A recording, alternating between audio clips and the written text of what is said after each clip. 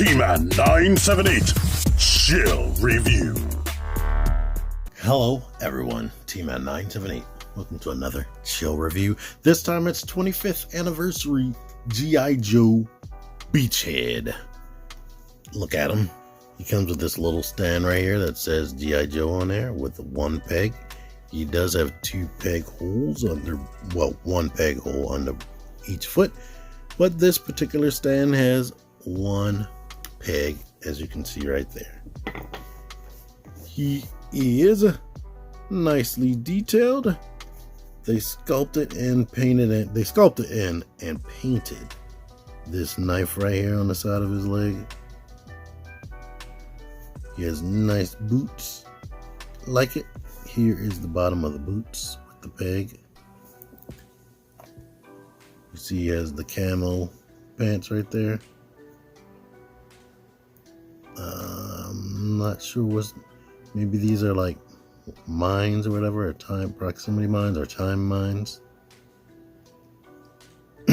Butt pockets with the belt. Pouches here, pouches there. Grenade, gun holster, backpack that's actually painted with a rope on the bottom.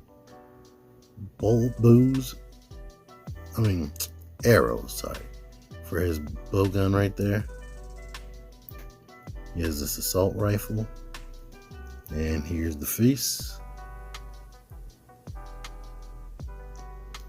Probably he and Firefly. And oh yeah, this detail which I missed right there, 75 right there. But I was about to say he probably shares the same face sculpt to Firefly. I will find that out when I eventually make it to Firefly. I don't have a schedule for these retro reviews, but I'll probably get there eventually.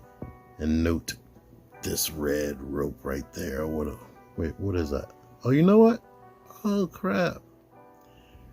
I think that's his beret. The classified G.I. Joe classified Target exclusive comes with a red beret. And you know what? That might be what that is. I never knew that. Well, let's move this gun out the way, which looks like this. He has on this tactical vest right here,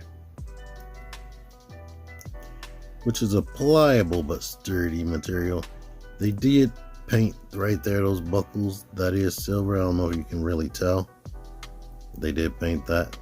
We can remove the backpack. Back of the vest looks like this. Under this vest, he is sculpted with a diaphragm joint right there. So it's on a ball joint. You get a little bit of forward. You don't really get too much back. You get rotation, but you don't get side to side like you typically would get with a ball joint. So I don't know how they sculpted this in. It can come off. And I'm trying to make sure I have these shoulders right, which apparently I don't. But let's get into the articulation. The head is on a ball. So boom, boom, boom, boom, and swivel. The peg hinge, so you get that. Peg hinge, so you get this. And if you have the arm backward, you only get that much elbow bend. The wrists rotate. They do not go like in and out or up or down. The legs are on metal ball joints to be retro. There is no thigh swivel, even though they could have did that. The legs kick. They kick out to the side in this particular figure. And he does have screws right there, which is also kind of retro. So I don't think all of them have like crotches like this. Some of them have crotches where they can kick forward. He does have double jointed knees, and the feet can come forward and go back and swivel. No ankle pivot. Well, let's let you see this pistol right here. Very tiny. His hand does have a sculpted in trigger finger So yeah, this one doesn't have a sculpted trigger finger, so you can hold other weapons. But let's put that back in the holster. He does have this bow gun that goes in there like this. Now this was stored in a bad area. I have no idea what this white stuff is. I tried to scrape it off, but it wouldn't come off completely anyway. Looks like this. This is different from Scarlet's. It does have this on there. I don't know if something else is supposed to go on top of that. But, and how does he hold this daggone thing?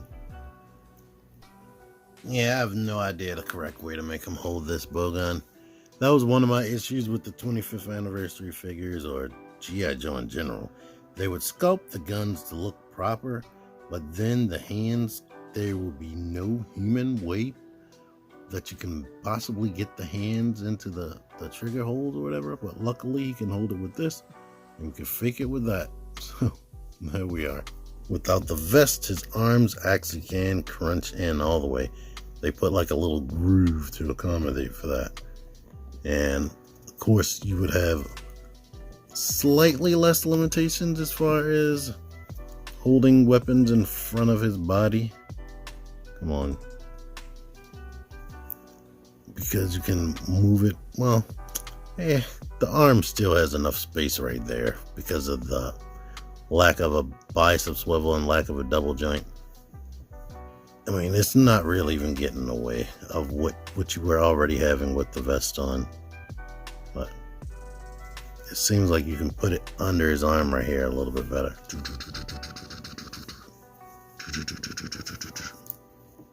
So, to be honest with you, besides, come on, what is all this? Besides the lack of a side tilt, thigh rotation, ankle pivot would have been nice. It is very hard to get these standing up without an ankle pivot, and with their gear on, like the backpacks and whatnot, they're back heavy, so these stands are absolutely necessary so you don't have to go crazy. I was looking up pictures of him, and apparently they re-released another version that had like where the stand looked like it was dirt or sand, and it looked like he had some dirt and sand on his shoes. That was cool. But here's what he looks like with this backpack on without the tactical vest. And this thing must just be for show. It has that peg there. I wouldn't be shocked if it's supposed to peg to his forearm and not actually be held. But he doesn't have the gear to be able to do that. Here he is next to the Target exclusive G.I. Joe classified Cobra Island Beachhead. Right there, his 6-inch newer version right there. We'll see him later today. That's the plan anyway. Or it may already be public, and check the description or check the end of this video. I'll have something you can click at the end. And finally, here he is next to Duke. I did a whole review on Duke and the other 4 members that came with him like a little bit ago. It's in my playlist. That'll be linked at the end as well. But anywho, I like this beachhead except for the things that I mentioned. Yeah, if it had ankle pivot and maybe more flexible arms, this thing would be just like a bigger figure. And of course other things. I don't want to go too much into details, but for what it was, for when it came out, it's good. I can't super duper complain about it. I mean, it still looks good, and it has a lot more motion. Well, it has a little bit more motion than the original figures that came out back in the 80s. But anywho, thank you for watching this video. Until next time, T-Man978 out of here. Join the Syndicate Toy Hunters Facebook group. Link in the description. Click the videos. Click the videos, baby. Click the videos. You should really click these videos. Click the videos. Click those videos, baby. Click the videos. You really should click those videos. Click that shit.